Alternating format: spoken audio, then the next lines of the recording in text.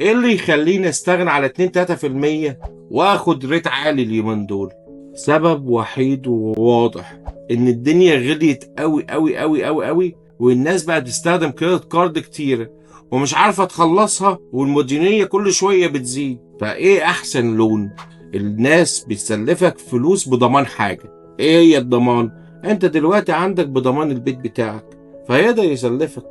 تاني حاجة في حكاية اللون بتوع البيوت، اللون بيبقى على 30 سنة، فهتلاقي المبلغ اللي انت هتطلعه عشان تدفع الديون اللي عليك، ويمكن تكون تحط فلوس في جيبك زيادة تضمن بيها الدنيا وتدفع البيمن بتاعتك وتعيش شوية أحسن، اللي هو الريفاينانس كاش اوت. ليه؟ علشان على 30 سنة، فالبيمن بتاعته بتبقى قليلة. هل ده حل جبار؟ مش أحسن حل، بس حل يخليك تعيش عيشة أحسن. لو عجبك الفيديو يا ريت تعمل لايك وشير. لو عاوز تحجز ميعاد معايا ونتكلم مع بعض عن طريق زوم، روح gmbrokerage.com ونتكلم مع بعض. مستنيكم وربنا معاكم.